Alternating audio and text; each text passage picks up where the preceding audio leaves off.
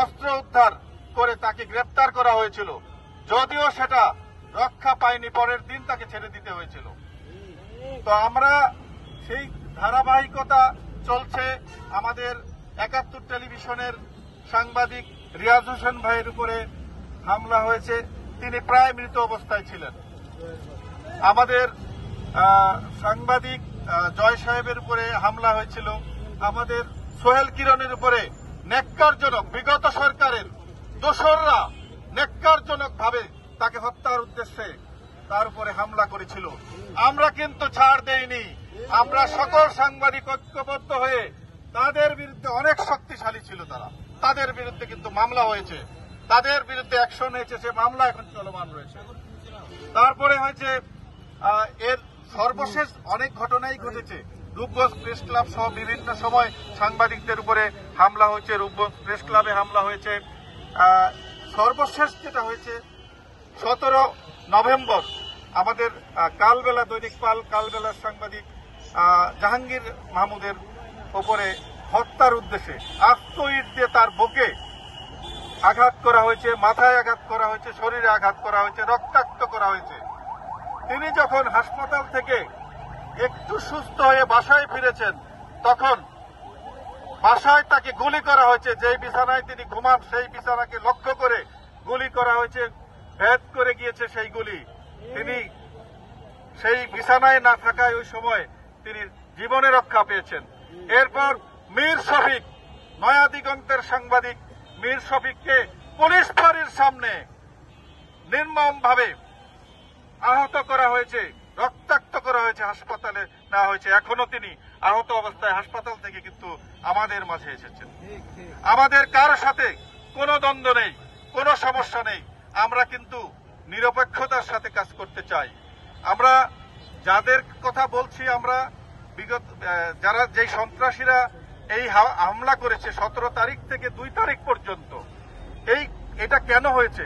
আসলে নিরপেক্ষ সংবাদ পরিবেশন করতে গিয়ে তারা বিভিন্ন অপকর্ম করছে। এই এলাকায়, গোলাকান্দাল এলাকায় হেন কাজ নেই যেটা তা করছে না, যার কারণে এত অস্ত্র রয়েছে। আমরা ইদানিং শুনতে পাচ্ছি যে 51টি নতুন অস্ত্র এসেছে। আবার সেই অস্ত্র কাদের উপরে সেই অস্ত্র চলবে? সাংবাদিকদের উপরে চালানো হয়েছে, এটা সাধারণ মানুষের উপরে চলবে। যারা তাদের প্রশ্রয় দেন, যারা তাদের আশ্রয় দেন, তাদের উপরেও হয়তো এই অস্ত্র চলবে। ইতিহাস তাই বলে সন্ত্রাসীরা কারো হয় না। বিগত সরকারের সময় যারা লালন করেছিলেন সন্ত্রাসীরা, 5 তারিখে আমরা দেখছি সেই সন্ত্রাসীরা আবার অন্য কারো উপরে ভর করেছে। এটাই কিন্তু হয়, সন্ত্রাসীরা কারো দলের নয়, কারো হতে পারে না, এটা হয়নি কখনো। আমরা এ ব্যাপারে সোচ্চার, আমরা সমস্ত সাংবাদিকরা ঐক্যবদ্ধ আছি। এখানে কোনো দ্বিধা নেই, কোনো কেউ মনে করবেন না যে আমরা একে অপরের সাথে নাই, এটা ভুল কথা। আমরা যে কোনো ঘটনায়, আমাদের কষ্টে, আমাদের দুঃখে, আমাদের উপরে নির্যাতন হলে, অবিচার হলে আমরা কাউকে ছাড় দেব না। এটা দেয়নি কখনো, এটা রূপগঞ্জের ইতিহাসে, সাংবাদিকতার ইতিহাসে নেই, আমরা এটা দিতেও চাই না। আর যেই কথাটা আমি একেবারে স্পষ্ট করে বলবো যে আমরা আজকে 17 তারিখ থেকে আজকে 3 তারিখ একজন আসামি গ্রেপ্তার হয় না। এত ঘটনা ঘটেছে, গুলির ঘটনা ঘটেছে, বাড়িতে, বাসা বাড়িতে হামলা হয়েছে, সাংবাদিকদের রক্তাক্ত করা হয়েছে, একজন আসামি গ্রেপ্তার হয় নাই। এত আসামি ছিল, একজন আসামি কিন্তু, একজন লোক কিন্তু হামলার সাথে জড়িত ছিল না। পুলিশ কি পারেনি, প্রশাসন কি পারেনি একজন আসামিকে গ্রেপ্তার করতে? এটা কেন হচ্ছে? বরঞ্চ জানিয়ে দেওয়া হয় আমাদের কথা, আমাদেরকে হুমকির মুখে ফেলে দেওয়া হয়। আমি প্রশাসনের সবার কাছে আমি ভয়েস রেকর্ড পাঠিয়েছি, আমাদের জীবনের নিরাপত্তা চেয়েছি। আমার জীবনের নিরাপত্তা চাইনি, সকল সাংবাদিক ভাইদের জীবনের নিরাপত্তা চেয়েছি। আমি কেন্দ্রে কথা বলেছি, আমি কেন্দ্রীয় সাংবাদিক নেতৃবৃন্দের সাথে কথা বলেছি, টাইম টু টাইম কথা বলছি, রাতেও কথা বলেছি। আমরা কঠোর কর্মসূচি দেব। আমরা শেষ রক্তবিন্দু থাকা পর্যন্ত কোন সন্ত্রাসীকে আঙুল তুলতে দেব না। অন্তত সংবাদপত্রের উপরে কেন আঙুল তুলছেন? আমরা কারো প্রতিপক্ষ নই, আমরা প্রতিটা সংবাদ, আপনারা যারা রয়েছেন, যারা নেতৃত্বে রয়েছেন, বর্তমানে নেতৃত্বে রয়েছেন, আপনারা জানেন, অবগত আছেন, আপনাদের প্রতিটি সংবাদ আমরা কিন্তু ফলাও করে প্রকাশ করছি।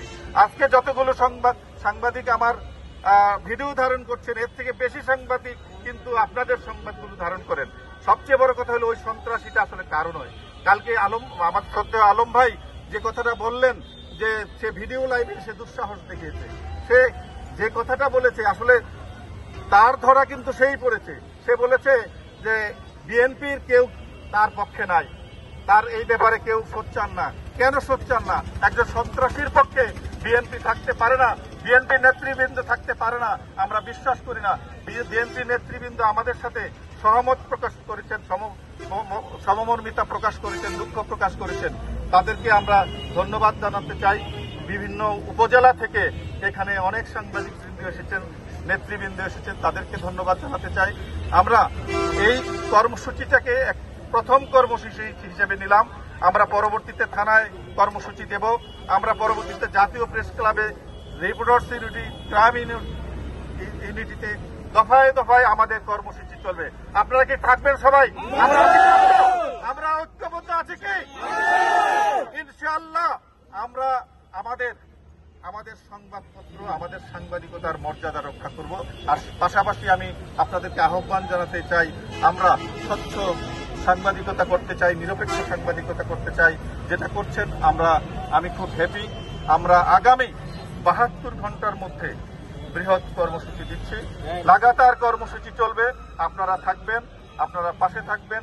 একজন সাংবাদিক আহত হয়েছে, তার পাশে আমরা না থাকতে পারি না। আসলে আমি অসুস্থ, আমার একজন হাসপাতালে আজকে এখন অপারেশন চলছে, আমার স্বজন, কিন্তু তারপরেও কিন্তু আমি এখানে এসেছি।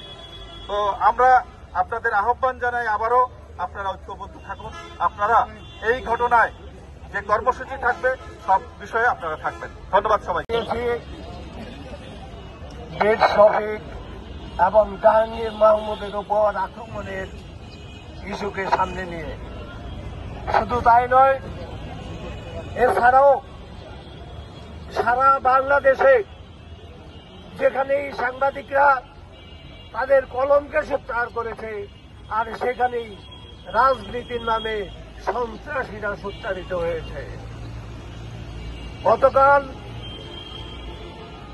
ফেসবুকে একটা পোস্ট দেখেছি, এটা না বললেই নয়।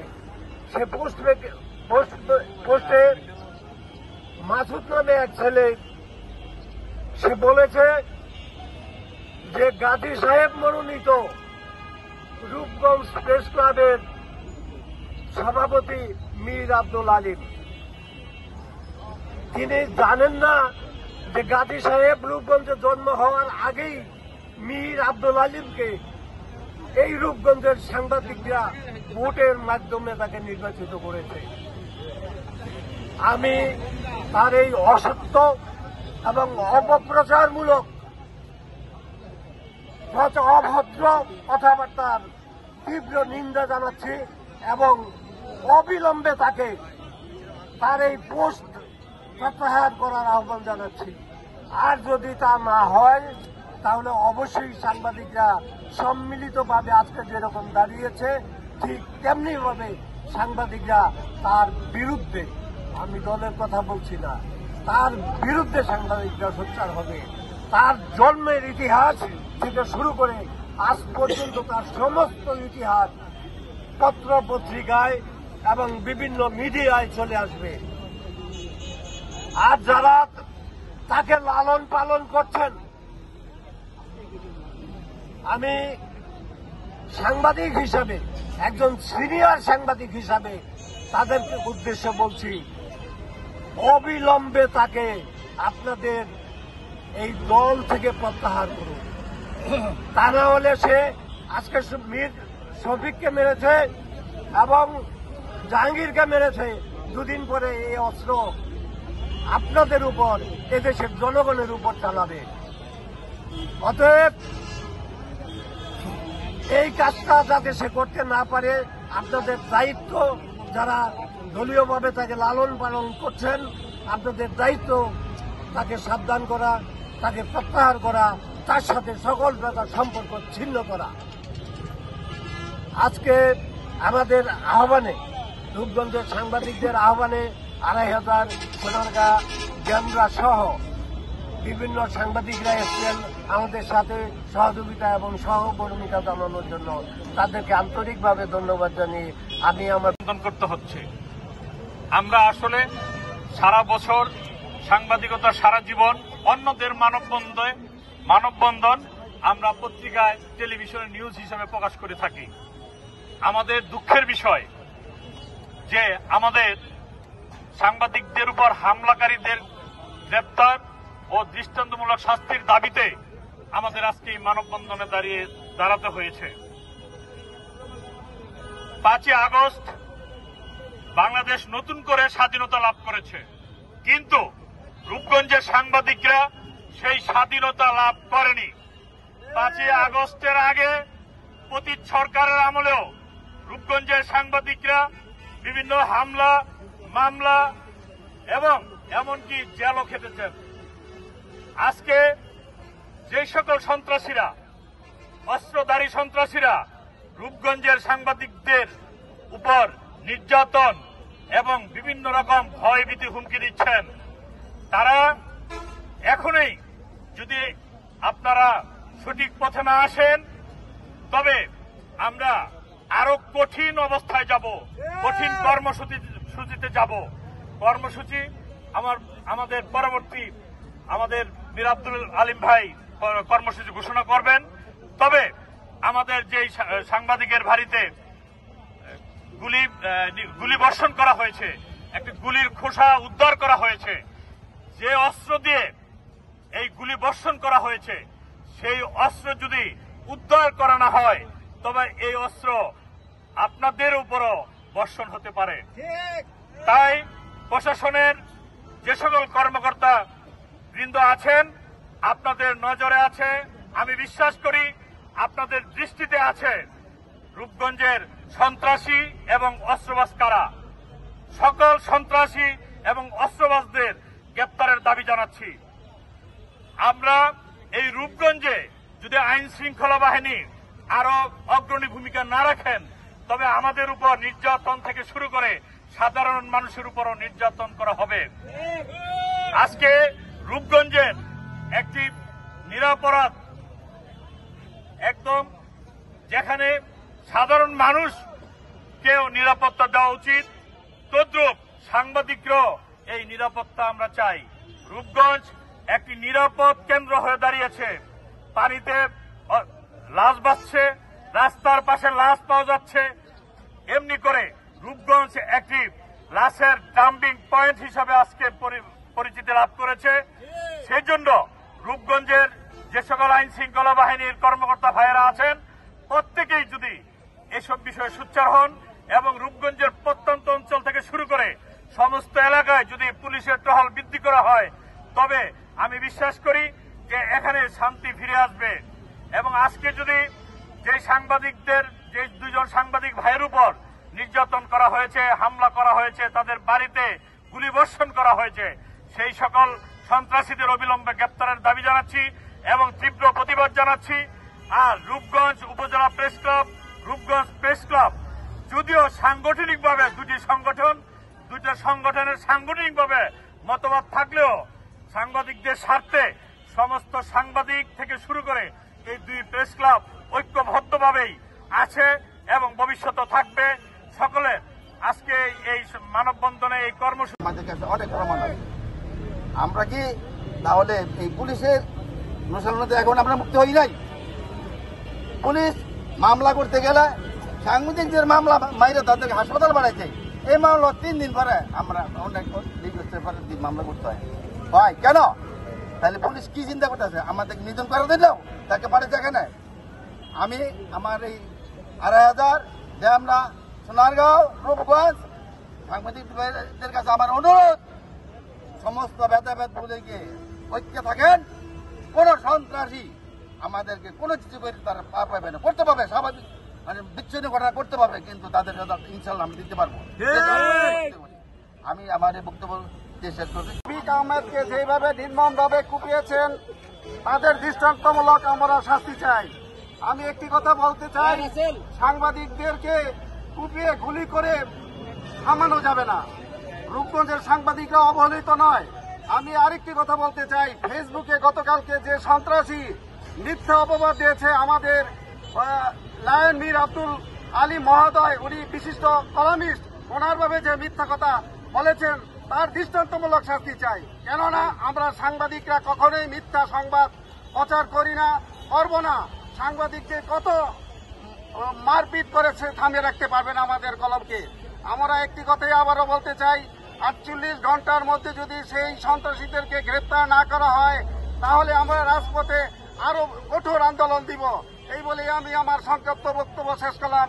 অসহায় নির্যাতিত মানুষের কথা তুলে ধরি। আজ আমরা এই নির্যাতিত, আজ আমাদের কথাই আমাদের তুলে ধরতে হচ্ছে। ধিক্কার, নিজেদেরকেই ধিক্কার। সন্ত্রাসের অভয়ারণ্যে পরিণত হয়েছে রূপগঞ্জ। এই রূপগঞ্জের জন্য আমরা গত 30-40 বছর যাবৎ সাংবাদিকতা করছি। আমি একটু মুরব্বীদের স্মরণ করিয়ে দিতে চাই, 2000 পরবর্তী সময়ে ঠিক একই ঘটনা ঘটেছিল। 2000 পরবর্তী সময়ে সাংবাদিক খলিল শিকদারের বাড়ি থেকে অস্ত্র সহ তাকে গ্রেপ্তার করা হয়েছিল। সাংবাদিকরা অস্ত্র চালায়। 2000 পরবর্তী সময়ে আমার বাড়ি থেকে বোমা উদ্ধার করা হয়েছিল, আমি বোমাবাজ। 2000 পরবর্তী সময়ে জিএম শহীদকে কবরে নিক্ষেপ করা হয়েছিল। শুধু তাই নয়, আমার ভাই তৎকালীন জঙ্গিদল প্রতিনিধি আহসান আলীকে নির্মমভাবে হত্যা করা হয়েছিল। আমরা কিভাবে মুক্তি পেলাম? আমাদের ঐক্যের কারণে। আমাদের ঐক্যই আমাদের শক্তি। আমি কথা দীর্ঘায়িত করব না বন্ধুরা, শুধু একটাই কথা বলি, করে চিৎকার জানাই ধিক্কার। আসুন ঐক্য করি, আরেকবার লড়ি, আরেকবার মরি। সবাই ভালো থাকবেন। আসসালামু আলাইকুম। যেভাবে সারা দেশে নির্যাতন করা হচ্ছে একের পর এক, ওই ধারাবাহিকতায় রূপগঞ্জেও দুটি মর্মান্তিক ঘটনা ঘটেছে। তারা কি মনে করেছে আমরা দুর্বল? আমরা দুর্বল হলে এভাবে জনসম্মুখে সবার একাত্মতায় দাঁড়াতাম না। আমাদের কোনো দল নেই, আমরাই সবচেয়ে বড় দল। আমি মনে করি এখন আর ঘরে বসে থাকার সময় নেই।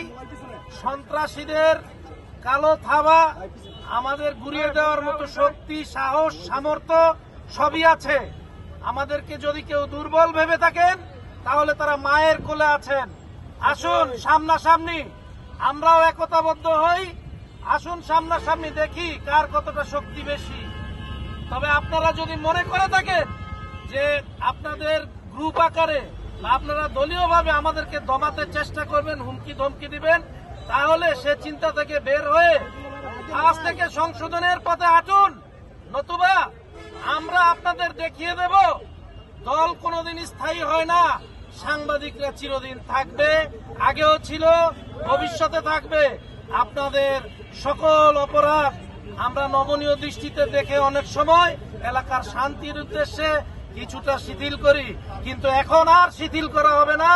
আপনারা যা করবেন আমরা শতভাগ তুলে ধরব এবং আমরা মাঠে ঘাটে হাটে যে কোনো জায়গায় আপনাদের সাথে লড়াইয়ের জন্য প্রস্তুত আছি। সামনে আসেন, আমরা দেখিয়ে দেই যে আপনারা শক্তিশালী না সাংবাদিকরা শক্তিশালী। আমি সাংবাদিক ভাইদের বলবো আপনারা দুর্বল হবেন না। আমরা সকলের ঐক্যবদ্ধতায় এই দেশে দুর্বার আন্দোলন গড়ে তুলব, পাশাপাশি গণমাধ্যমকে এগিয়ে নেব। ভালো থাকবেন। সম্মানিত সাংবাদিকবৃন্দ, রূপগঞ্জে কর্মরত প্রিন্ট ও ইলেকট্রনিক্স মিডিয়া সহ আমাদের 2,500 এবং ডেমরা থেকে আগত সাংবাদিক ভাইরা সকলকে ধন্যবাদ জানিয়ে আজকের এই প্রতিবাদ সভায় যে একটি কথা বলতে বাধ্য হচ্ছে। আপনারা জানেন আমরা যে গণমাধ্যম কর্মী, সংবাদ কর্মী, আমাদেরকে আমাদের এই প্রতিষ্ঠানকে বলা হয় রাষ্ট্রের চতুর্থ স্তম্ভ। আমরা যদি অনিরাপদ থাকি, রাষ্ট্রের 4টি খুঁটির 1টি খুঁটি অনিরাপদ হয়ে যায়। একটি খুঁটিকে অনিরাপদ করে, একটি খুঁটিকে ঝুঁকিতে রেখে কোনদিন কোন পিলার যেমন দাঁড়াইতে পারে না, তদ্রূপ এই রাষ্ট্র দাঁড়াইতে পারে না। রাষ্ট্রকে মজবুত এবং শক্তিশালী এবং সার্বভৌমত্ব এবং স্বাধীনতা রক্ষায় অটুট রাখতে হলে এই রাষ্ট্রের জনগণকে স্বাধীনভাবে সঠিক মত প্রকাশের স্বাধীনতা দিতে হবে। বিগত সরকারের আমলে 57 ধারা এবং 31 ধারার মতো কালো আইন ছিল, সেটা এখনো বহাল আছে, সেটা কিন্তু বাতিল হয় নাই। আমরা কথা বললেই, হুট করলেই মামলা করে দিতে পারে। এর মধ্যে এখন যে পরিস্থিতি চলছে, 5 আগস্টের পর থেকে আমরা ভেবেছিলাম সাংবাদিকরা বুঝি স্বাধীন, আমরা স্বাধীনভাবে ফেসবুকে পোস্ট করতে পারবো, স্বাধীনভাবে সংবাদ লিখতে পারবো। কিন্তু না, সেটা হচ্ছে না। বিভিন্ন দলের, ক্ষমতাসীন দলের বা রাজপথের যারা ক্ষমতা দেখাচ্ছে তাদের দলের নাম ভাঙিয়ে কিছু লোক দুষ্কৃতিকারীরা লুটতরাস, সন্ত্রাসী, চাঁদাবাজি করে বেড়াচ্ছে। সেসব আমরা লিখলে আমাদের উপর হামলা হচ্ছে, আমাদের চোখ রাঙাচ্ছে।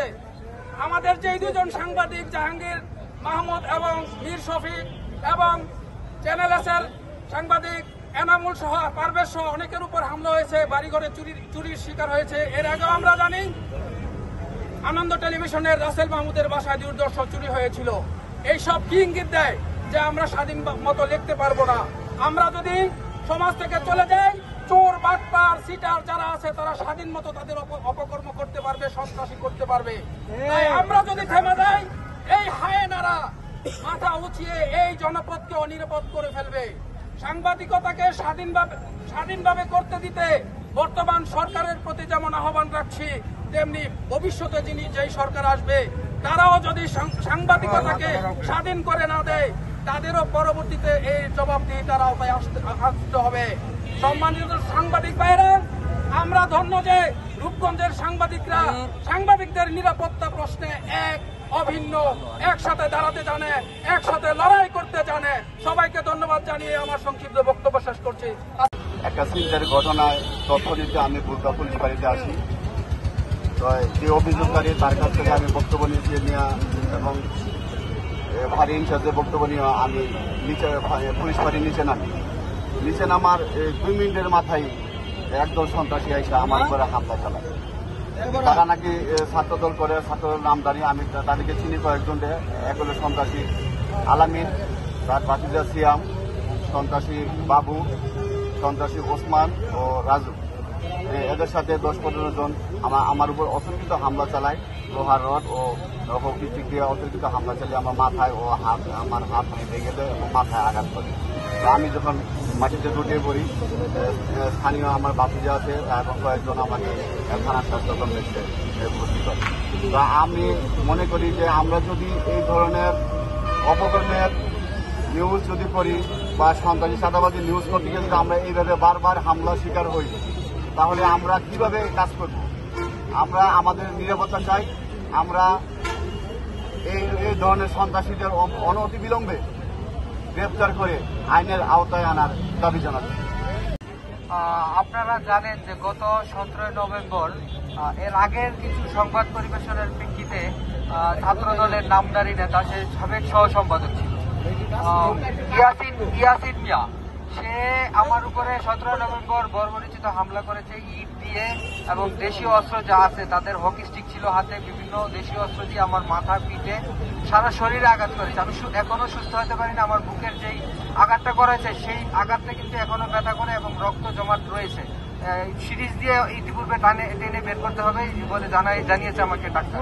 তো এরপরে কিন্তু গত রবিবারে তাদের যে মামলা হয়েছিল সেই মামলার একজন জামিনে আসছে। জামিনে আসার পরে এই মাসুদ, যে ছাত্রদলের নামদারি যে মাসুদ সহসভাপতি ছিল সাবেক, সে হুন্ডার নিয়ে আমাদের এলাকায় 2 থেকে 300 বাইক নিয়ে মহড়া দিয়েছে এবং শোডাউন দিয়ে আবার আমাকে গালাগাল করে গিয়েছে, আর অনেক বিশ্রী ভাষায় গালাগাল করেছে। আপনারা সিসি ক্যামেরায় সেই ফুটেজ আছে, আমি আপনাদের চাইলে দিতে পারবো এবং আমার কাছে প্রশাসনের কাছে দেওয়া হয়েছে ইতিপূর্বেই।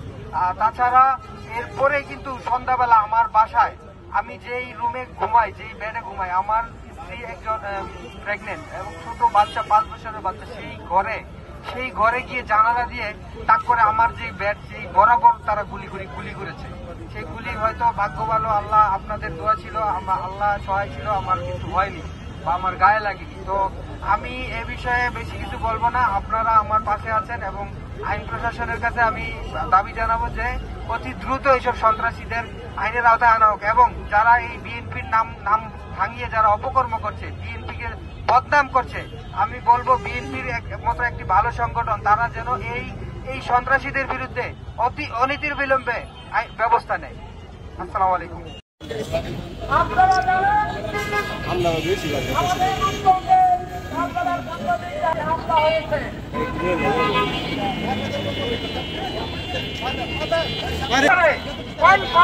চেষ্টা করা হয়েছে।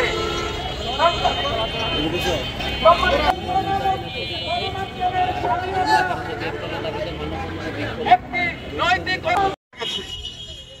কারণ এই বিগত সরকারের পথ পরিবর্তনের পর সাংবাদিকের উপর হামলা, গুলি, হত্যার চেষ্টার জন্য গুলি করা হয়েছে।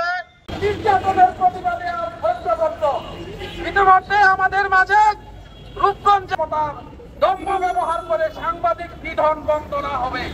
সম্মানিত ভাই সকল, উপস্থিত সাংবাদিক ভাইদের পক্ষ থেকে প্রতিবাদ বক্তব্য নিয়ে আসার জন্য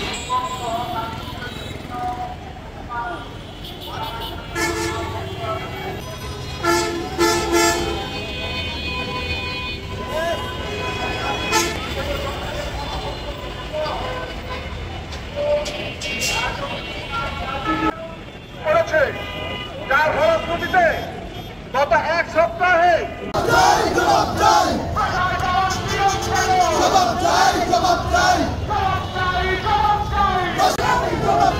সাংবাদিকের উপর হামলা কেন? সন্ত্রাসীদের আস্তানা ভেঙে দাও, গুড়িয়ে দাও, সন্ত্রাসীদের আস্তানা ভেঙে দাও, গুড়িয়ে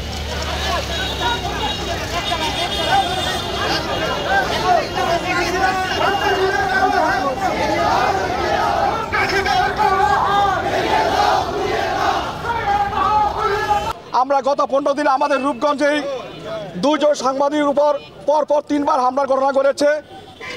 আমরা সন্ত্রাসীদের হুঁশিয়ারি করে দিতে চাই, প্রশাসনিক কিন্তু রহস্যজনকভাবে কাউকে ধরছে না। বিশেষ করে বুলতাবাড়ির ইনচার্জ, ওনার অফিসের নিচে নয়াদিগন্তে সাংবাদিক নির্যাতনের শিকার হয়েছে। এর কিছু দূরে নির্যাতনের শিকার হয়েছে কালবেলার সাংবাদিক, কিন্তু উনি রহস্যজনকভাবে কাউকে ধরছে না। ওনাকে হুঁশিয়ারি করে দিতে চাই, আমাদের কলমের জোর কিন্তু ভেঙে যায়নি। আমরা চাই অনতিবিলম্বে যারা এই করে জড়িত তাদের জন্য দ্রুত গ্রেপ্তার করা হয়। শফিক এবং জাহাঙ্গীর মাহমুদ এই 2 সাংবাদিকের উপর যারা হামলা করেছেন তাদের গ্রেপ্তার, এবং গত 2 দিন আগে যেই তার বাড়িতে জাহাঙ্গীর মাহমুদের বাড়িতে গুলির ঘটনা ঘটেছে, গোলাগুলির ঘটনা ঘটেছে, সেই গুলির যেই অস্ত্রটি দিয়ে গুলি করা হয়েছে যারা করেছে তাদের আটক করবেন এবং অস্ত্রটি উদ্ধার করবেন। পাশাপাশি 48 ঘন্টার মধ্যে যদি এই ঘটনা উদ্ঘাটন করা না হয়, সাংবাদিকরা আজকে মানববন্ধন করেছেন, ভবিষ্যতে অন্য কোনো কর্মসূচিতে দিতে বাধ্য হবেন। পাশাপাশি আমরা 48 ঘন্টা পার হওয়ার পর ঢাকা সিলেট মহাসড়ক সড়ক অবরোধ সহ থানা এবং উপজেলা প্রশাসনের অফিস ঘেরাও করব। কত লজ্জার কথা, কত ঘৃণার কথা, আমরা যে অসহায় নির্যাতিত মানুষের কথা তুলে ধরি, আজ আমরাই নির্যাতিত। আজ আমাদের কথাই আমাদের তুলে ধরতে হচ্ছে।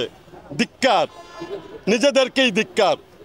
শোনা না, আমাদের যেই সাংবাদিক ভাইদের উপর পরপর বিভিন্ন জায়গাতে হামলা হচ্ছে, তার ধারাবাহিকতা আমাদের এই রূপগঞ্জ আমাদের সাংবাদিক ভাইয়ের উপর হামলা হয়েছে, জাহাঙ্গীর হানিফ। আমরা তার এই বিচারের দাবিতে এবং জড়িত যে সন্ত্রাসীরা তাদের গ্রেপ্তারের দাবিতে আজকে আমরা রাস্তায় নেমেছি। আমাদের সাংবাদিকদের উপর হামলাকারীদের গ্রেপ্তার ও দৃষ্টান্তমূলক শাস্তির দাবিতে আমাদের আজকে এই মানববন্ধনে দাঁড়াতে হয়েছে। 5 আগস্ট বাংলাদেশ নতুন করে স্বাধীনতা লাভ করেছে, কিন্তু রূপগঞ্জের সাংবাদিকরা সেই স্বাধীনতা লাভ করেনি। 5 আগস্টের আগে পতিত সরকারের আমলেও রূপগঞ্জের সাংবাদিকরা বিভিন্ন হামলা, মামলা এবং এমনকি জেলও খেটেছেন। আজকে যে সকল সন্ত্রাসীরা, অস্ত্রধারী সন্ত্রাসীরা রূপগঞ্জের সাংবাদিকদের উপর নির্যাতন এবং বিভিন্ন রকম ভয়ভীতি হুমকি দিচ্ছেন, তারা এখনই যদি আপনারা সঠিক পথে না আসেন, তবে আমরা আরো কঠিন অবস্থায় যাব। যদি কেউ দুর্বল ভেবে থাকেন তাহলে তারা মায়ের কোলে আছেন। আসুন সামনাসামনি আমরাও একতাবদ্ধ হই, আসুন সামনাসামনি দেখি কার কতটা শক্তি বেশি। তবে আপনারা যদি মনে করে থাকেন যে আপনাদের গ্রুপ আকারে বা আপনারা দলীয়ভাবে আমাদেরকে দমাতে চেষ্টা করবেন, হুমকি ধমকি দিবেন, তাহলে সে চিন্তা থেকে বের হয়ে আজ থেকে সংশোধনের পথে হাঁটুন। নতুবা আমরা আপনাদের দেখিয়ে দেব দল কোনোদিন স্থায়ী হয় না, সাংবাদিকরা চিরদিন থাকবে, আগেও ছিল, ভবিষ্যতে থাকবে। রক্তবিন্দু থাকা পর্যন্ত কোন সন্ত্রাসীকে আঙুল তুলতে দেব না। অন্তত সংবাদপত্রের উপরে কেন আঙুল তুলছেন? আমরা কারো প্রতিপক্ষ নই, আমরা প্রতিটা সংবাদ, আপনারা যারা রয়েছেন, যারা নেতৃত্বে রয়েছেন, বর্তমানে নেতৃত্বে রয়েছেন, আপনারা জানেন, অবগত আছেন, আপনাদের প্রতিটি সংবাদ আমরা কিন্তু ফলাও করে প্রকাশ করছি।